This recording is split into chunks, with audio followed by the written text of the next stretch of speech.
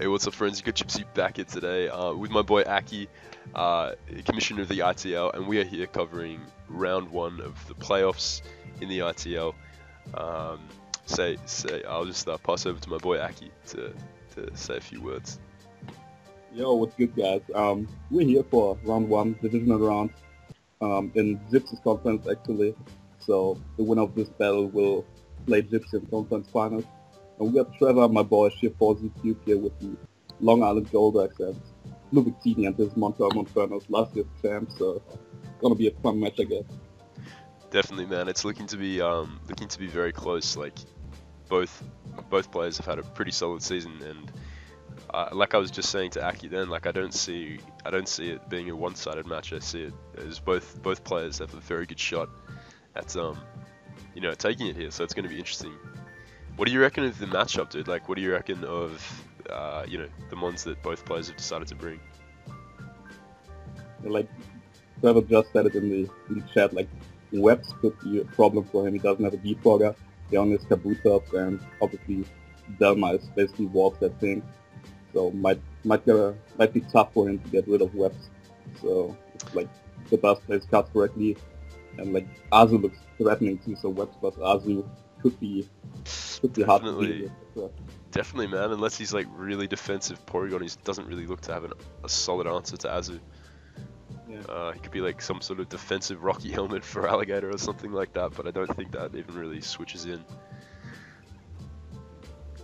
Yeah, so the best leads off with Rachi here. Definitely getting the team matchup, lead matchup right. Yeah, definitely. Like, do you think he predicted the taunt lead Whimsicott, trying to prevent webs turn one? Yeah, it could be. Like, I don't know if it actually is taunt Whimsicott. I think Trevor probably was bringing like Encore plus 3 attacks. So Okay. I feel like a more offensive set. He might even be bluffing. Like, that might have been just the mad bluff turn one by Trev. Who knows? Yeah, maybe works out later in the game. Oh, this for the Shadow Ball. That's definitely offensive. Let's stop the Rachi. So if that's a stash, Whimsicott, it's not as useful anymore. But I got some nice chip off on the Rachi, which could come in handy, I guess. Definitely, I think preserving this Whimsicott is probably in Trev's best interest in case it is a belly drum Azumarill. Yeah. With webs up, that could be something he definitely wants to keep around, something to be able to tank a +6 Aqua Jet. Yeah, he can't like sack it at all or let it get too weakened, I guess, to preserve Whimsicott. But aggressive play at turn 1 with the Shadow Ball, already trying to stunt on Sebastian. Definitely, like, depending on its Porygon set, or even its Gudra set, like, this Jirachi being weakened may be really big for Trev, so that was definitely a bold play. Oh, and he gets him with the Encore, nice.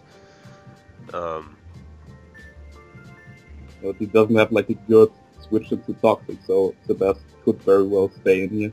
Just like, he should know that Trevor has to preserve his Whimsicott like at a nice amount of health. Absolutely, I could see even like a Delmise coming in here if it's an AV variant, predicting the Moonblast aimed at a Hydreigon coming in to soak up the Shadow Ball, but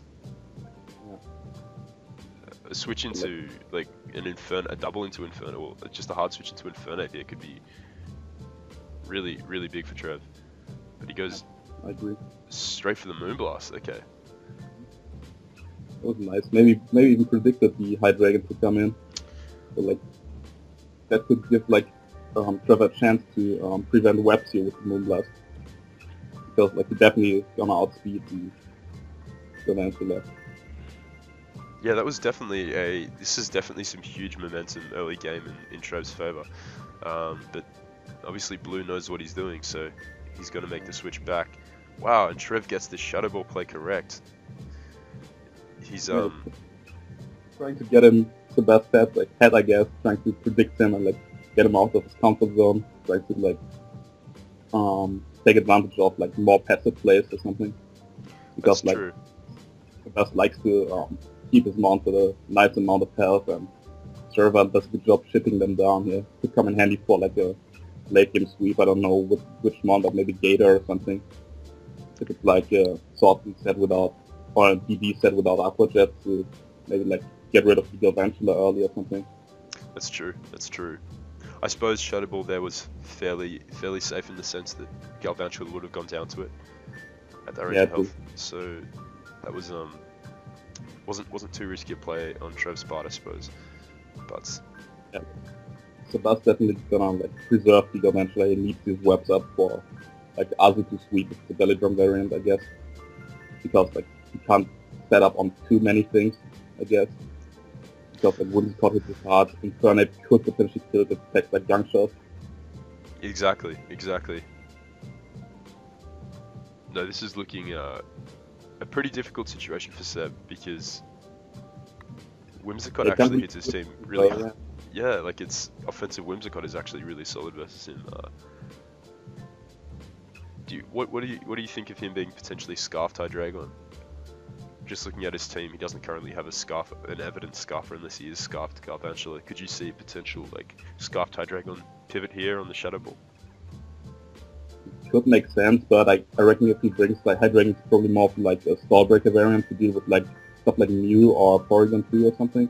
Because like Trevor has kind of like a bunch of passive mons on his squad that like taunt, roost, Hydreigon, beats one easily.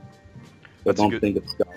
Yeah, that's a very good point. And I guess that he does have speed control in the form of webs, so a Scarfer isn't completely necessary. So that's, yeah, a very good point.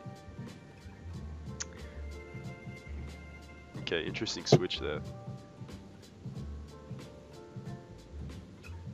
I suppose Azu was relatively safe because if Whimsicott clicked, even if it did click Moonblast, it wasn't obviously taking him out. Yeah, he was getting chipped. Like, there was no way he was clicking Giga Drain on the double because like so this doesn't double out too often, I think. Like the okay. Willow on 8, that's interesting. This does put Sebastian in a pretty good spot to just get up the Stealth Rocks here though, in case you know, he does want to switch hard, but he reveals Taunt. Wow. Okay, that's nice. That's like really good for Trevor. That's huge for Trev. That's definitely an interesting Infernape set. Yeah, looks like defensive for, I don't know, maybe for like Ironhead spam Rachi or something if you bring Scarf or anything, but yeah, no, that makes a lot of sense. Maybe Delmice or something, because like Delmice could be a threat if like offensive. That makes sense too. Like, yeah, a Wisping Ape. This could even be like an offensive Wisp Taunt Ape. Just looking at how good a Speedy Ape is versus Sebastian. Also looks like a more bulky Kabutops here with the like leftovers. Doesn't take too much from the Earthquake. Yeah. Do you think this is likely his Rocker over Infernape? Just thinking about the moves that Infernape will want to carry, he'd at least want fighting and fire. I don't think he has Rock on Ape. That should be his Rocker, definitely. But I don't think it's a good situation to go for Rocks because like Delmice is still full health. I think if anything, he should like definitely go for the Stone Edge here, trying to predict Delmice. Would be kind of aggressive, but like it doesn't switch. Yeah, and he has shown to be favouring that aggressive playstyle in these past few weeks and in this game so far. So he does choose to go for Rocks. Okay. I don't really agree with that because like Delmice always spins them away. That doesn't really make sense to like get up Rocks that early. I suppose this may give him a fairly safe switch into Infernape if he does predict him to spin here, but on the other hand he could just fire off an EQ predicting that, or even just wanting to get, you know, not wanting to risk the power with miss potentially on his Kabutops, but... Yeah, like Ape looks solid here, like maybe the best predicts that and like goes for the Earthquake, but I think it's in his best interest to spin because he still needs his Galvantula at a nice amount, like at a solid amount of health. Obviously knockout into Double Berry. Okay. Yeah, but it's good. Okay. That's definitely good prep on Sebastian's part because if this was like a rain down sweeper, yeah, knockoff would be pretty nice not to have to risk the miss of Stone Edge potentially, just firing off a powerful knockoff. So definitely some nice prep. He's showing he can mix it up because he's been pretty reluctant to shift away from the Assault Fest Delmice so far this season. So that's cool to see some some changes on that part. And Trevor not bringing banded Kabutops here. That's also right. mixing it Yeah. up. That's right. That's definitely been one of his favorite sets. We've seen like week after week. Definitely put a lot of pressure on my team when we played. Yeah, for sure. This is an interesting situation. Do you see Trev staying in here and spamming rocks? Or do you see him making the switch out to Infernape? I don't think he's like staying in. Like, doesn't give him that much. Like, yes, rocks would be nice, but Selma is like the amount of health it's at. Like, it can always spin later. So That's right. I don't really see value rocks as much. Yeah, the fact that this Domaz doesn't have any form of recovery outside of potential rest, it could be quite easy for Trev to wear it down late game if he does get a chance to get up rocks again, fire off another knockoff on a predicted spin. So this is going to be interesting, but he does go for the anchor shot. Okay. Yeah, I think that's a fairly solid play. Like, checks covers the Whimsicott switch and covers the Goodra that would come in on a power whip. Also, if Kabutops hard, I think that was a solid play. Yeah, that was definitely getting rid of a big threat here too. Absolutely. Whimsicott was a problem for him. Whimsicott was looking like, if that wasn't Scarf Tide Dragon, like just it gets a kill every time it comes in. So that was especially after shipping down Rachi early. Exactly. Yeah, that was a really solid play by Sebastian there. Shift the momentum back in his court a bit. Yeah. Do you see this being potentially special, Abe? With like Fire Blast or something to really punish the incoming Hippodon? Oh, it could be. Like, I don't really know. Like, he didn't tell me like what kind of set it is. Like, but overheat could make sense. Oh, flamethrower, yeah. There we go. We see the flamethrower. Okay. So this Hippo doesn't have the lefties. We reckon it's like Pasho or Rindoberry. So like potential Kabutops or Whimsicott. Yeah, I could see that for sure. Maybe even like, I guess Pasha there would let him phase out, or even just Earthquake for Alligator and Kabutops. So that may be more likely than the Rindoberry here. But he gets him again with the Taunt. Yeah. Trevor's making these 50-50s. Yeah, he's winning them. Yeah, for sure. Like, maybe he has like lack of as his last move, in which case like Taunt was a fairly low risk play, I guess. Yeah, we haven't seen an item on Ape as well, so he could even be Sugarberry, so he may not have feared the burnt Earthquake from the Hippodon there, which was potentially yeah. Now other comes in. Like, does he want to set up now, or? Do you see this being Pasho Berry Infernape, potentially to ensure a Wisp off on the Azure? It could be, for sure. But like, I don't even know if I would go for the Wisp here. Like, Taunt could be a thing, because like right now, Belly Drum Azure already looks pretty powerful for this team. Definitely, like, definitely. Could definitely go for the sweep here, or for some wall breaking in order for potential Scarf Tide Dragon to sweep later.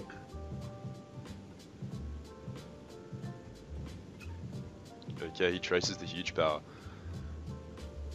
It takes a lot from the Jet. Is it banded, or is it just not bulky for you? I did a lot to P2, and P2 is, yeah, it should not be taking 27% from an Aqua Jet. Yeah. From an unboosted Azure, so yeah, that could definitely be some sort of boosting item, or even an offensive. We see Trace on Porygon too, so.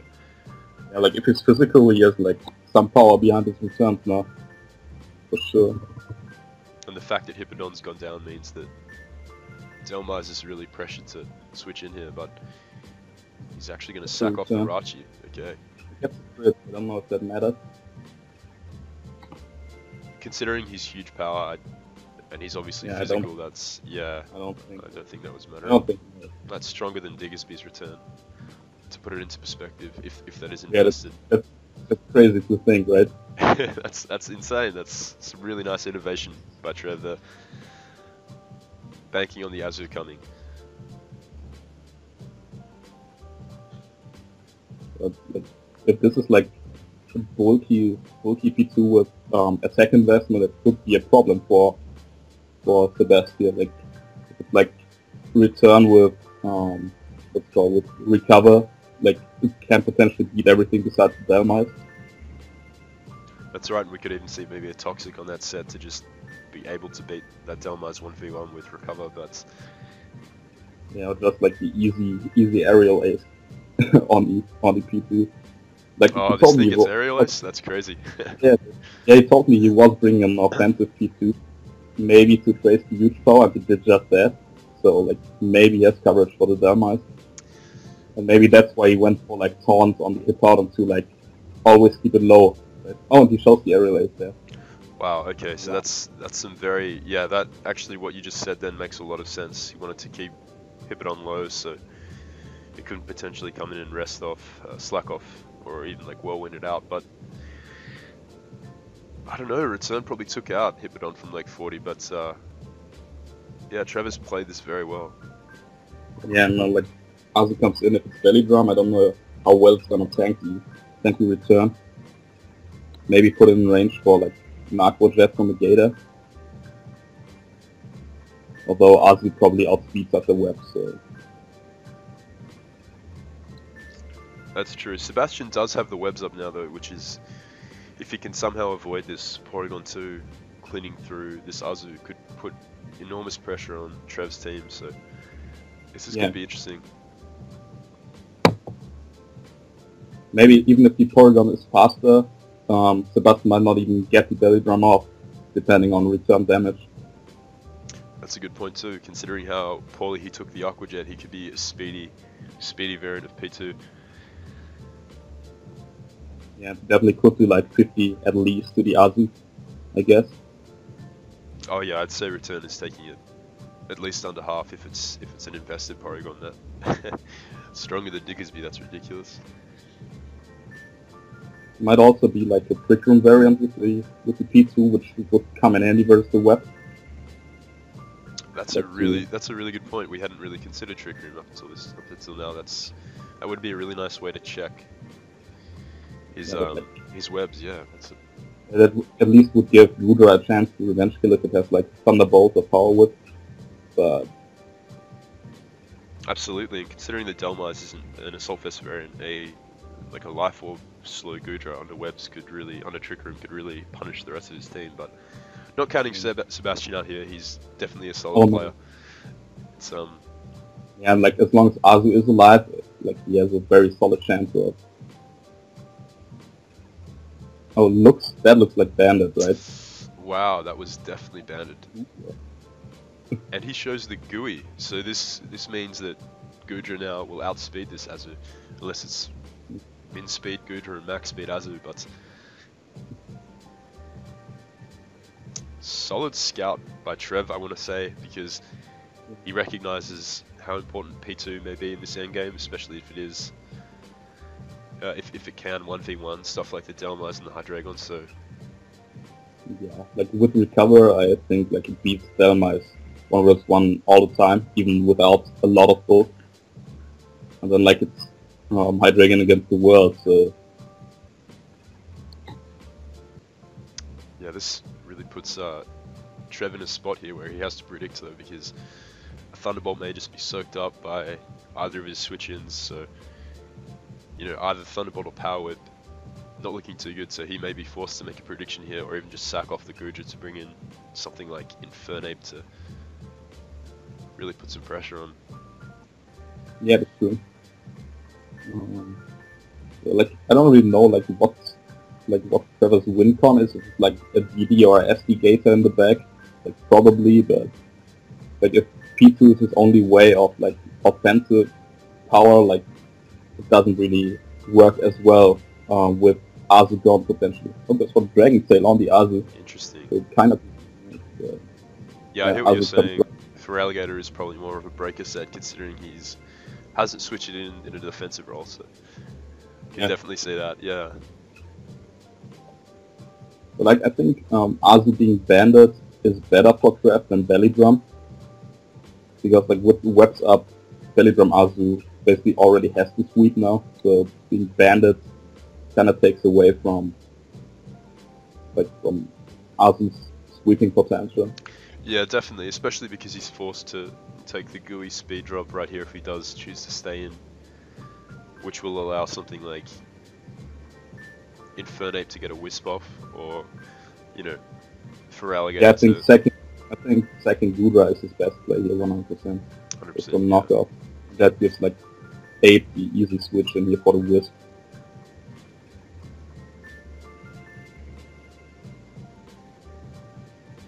We still haven't seen an item on Ape, so we don't know if he is the Pasha variant.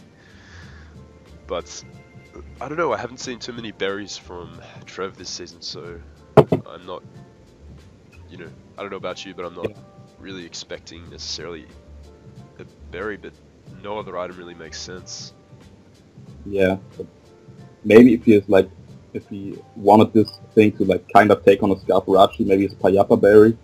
That's true. But that would kind of be gimmicky, considering that Sebas like never ran Scarfarachi at all this season. Yeah.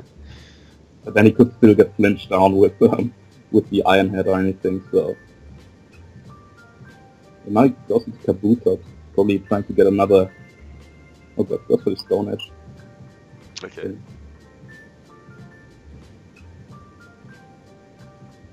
Do you see a reason for him not to knock off here?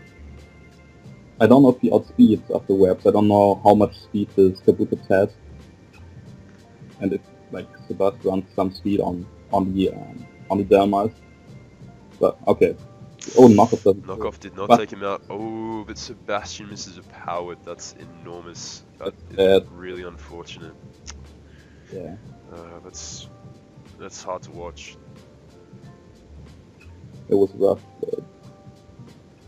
And like, if he gets rid of the Delmice here, like Azu has only so many switches because he basically has to get a. Azu always gets a kill, but then like he has to sack him on because of like Ape can come in and will-o-wisp it. So Sebastian really needs his sacks here basically to win the game with Azu. Exactly. That was enormous for Sebastian there. That was really unfortunate. The way I see this Kabutops as well, this lefties variant, it could well be a bulkier Kabutops that can potentially tank a hit from Azu. I'm reluctant to say that because Ban Azu is a monster, but like, can definitely tank a Ban knockoff. Yeah, it doesn't tank a superpower, but any other. Yeah, potentially like a Ban waterfall or something, possibly, but again, don't hold me to that. Has very decent defense. Like I reckon it takes a Ban waterfall. Yeah, that's just why I kind of feel that, but this is going to be interesting here.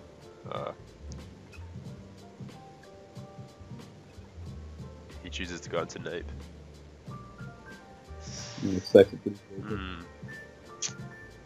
But that could give Gator a chance to set up.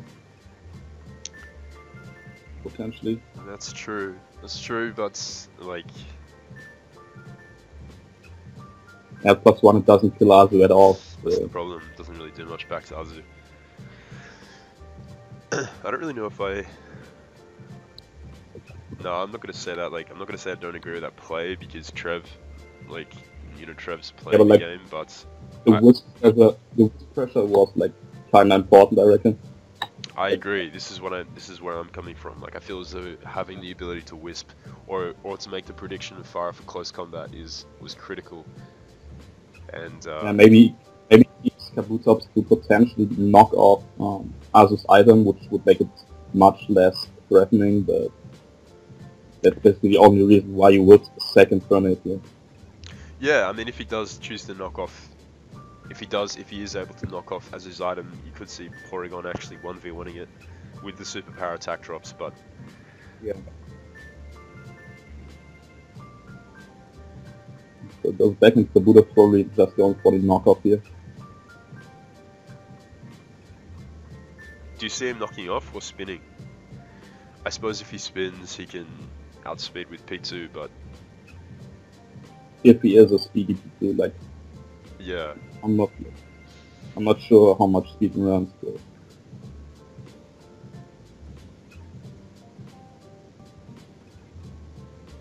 oh, he misses the Draco. he misses wow! another Draco. That is. And he gets a spin. That's crazy. That's two really unfortunate misses. Granted, that Draco would have We're probably not obviously done would like, have taken him out, but it would have done a decent shot considering his life orb. Like, and probably would have put him in range for Bandit Waterfall. That could potentially sweep. that's not what you want to see in a semis in an important playoffs game. That's Yeah. Especially after missing the power whip earlier as well. It was kind of rough. yeah, that is incredibly hard to watch. Yeah. Like it's still not over, but those misses, like with the boot ups at full, it's really hard for Sebastian to win now. Yeah, it's Or definitely Baker it's definitely not over. We do see a knockoff here, which is going to make Porygon's job a whole lot easier walling this.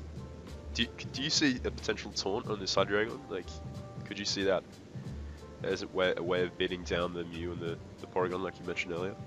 Yeah, I think Stall Breaker makes sense, but it usually doesn't run Draco, so maybe it's just like Roost with 3 attacks or something. That's true, and then he needs a way of hitting Whimsicott. Yeah. You know, his team is pretty weak to it, so probably Flash Cannon or even like Fire Blast, but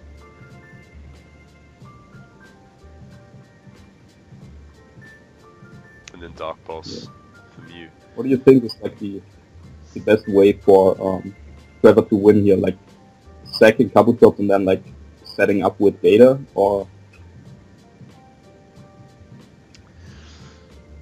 I think that's what he's doing right now. I like, think just spam knockout to like not give Azu free switching, and then like how he shows the routes. Okay. See, I probably wouldn't.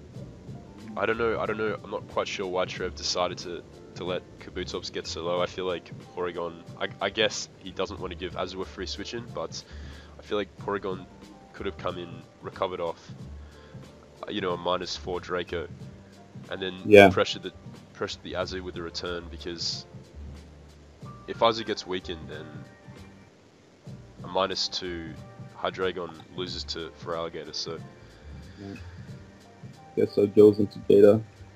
Bandit Flare Up is a role to knock out uninvested Gator. Like that's 88 to 105%.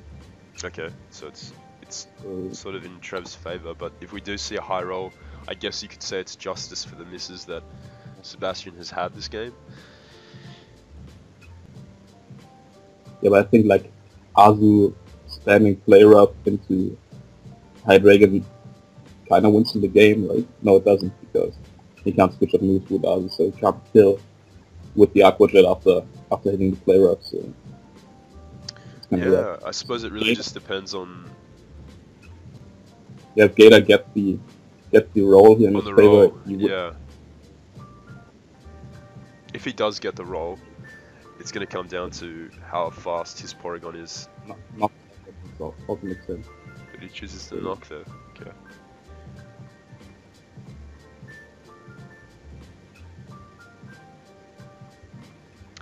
Yeah, I'm a bit confused as to why he didn't play rough. Yeah, like that doesn't make sense really. Yeah, I think that was kind of a choke, right? Well, I feel as though he could have gone for the roll there and then potentially outsped the Porygon, got a Bandit play rough off, and then finished him off with a Hydreigon. But yeah, like I think that was his play, like getting the roll on Gator and then like hoping he outspeeds the P2. Like I don't really see like Trevor's P2 being too speedy. Like because if his plan was to create a huge power, he has to have like attack investment and potentially a lot of HP, because he still took the player up fairly well.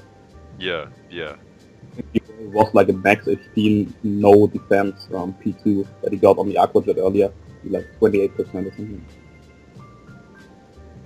Yeah, I agree. I feel as though Now he's trying to win with Aquajet on the Azu probably, but that doesn't knock up there. Yeah, I think that's game, right?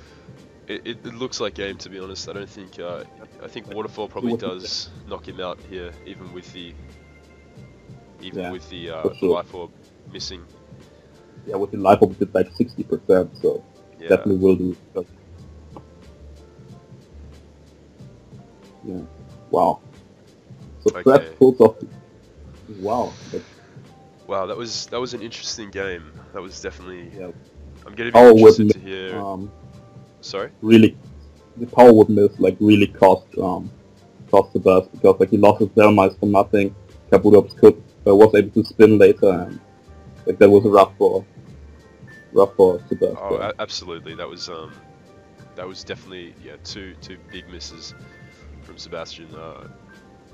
I feel like Trev really played the early game fantastically. I think he really put himself in a solid position, but the way Sebastian built, he built a team with webs that just pressured Trev's team really nicely. And yes, I think Belly Drum would have been more advantageous for him in the mid to late game, but Band was also putting on huge pressure on Trev's team, and those misses. After Whimsical went down, basically always got a kill. Like, it was kind of crazy. I think like Trevor really played well around the Azu, even though he didn't get a lot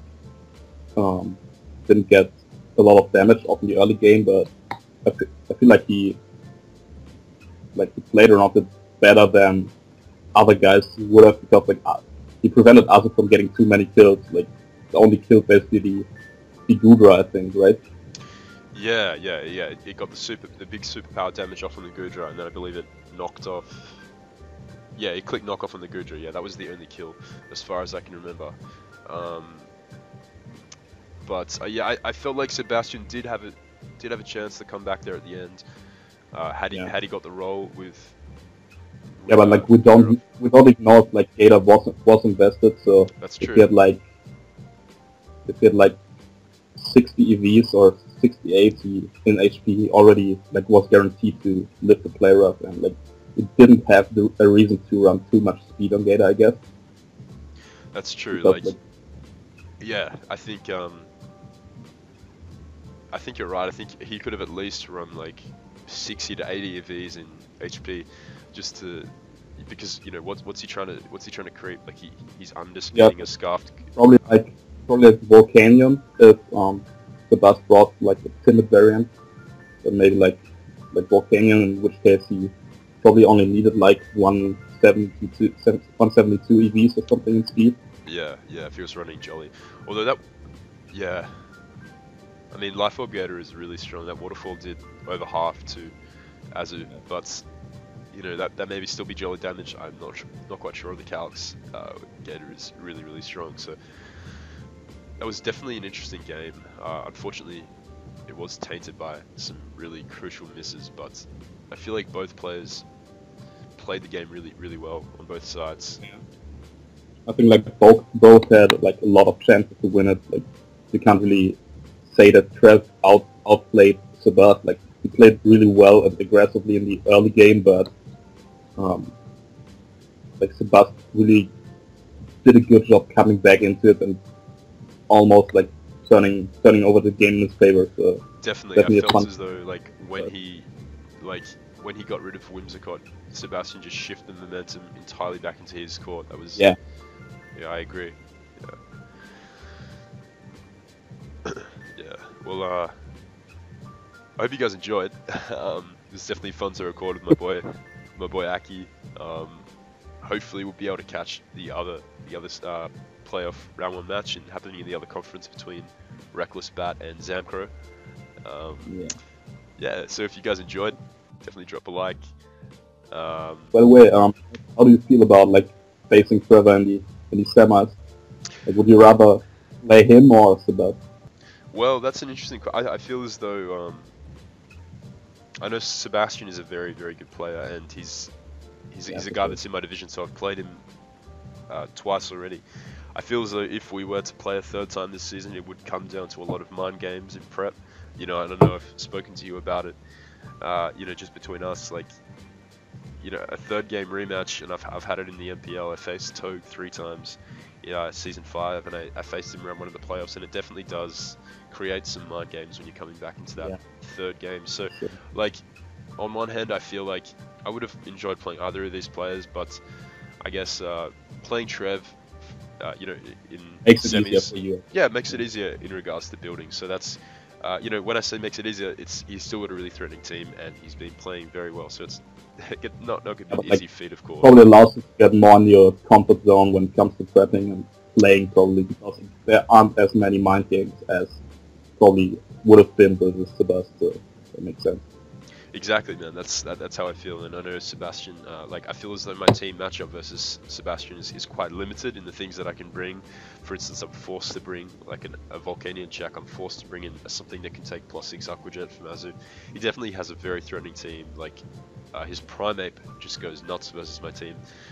So webs aren't really favorable. Weapon in week 1, I remember this ape coming through for him. His Primate put huge pressure on my team. So yeah, definitely. I guess you could say it's going to be somewhat easier to build for Trev, but Trev has proved that he's worthy of making playoffs, and it'll be a fun rematch for sure. I'm looking forward to it.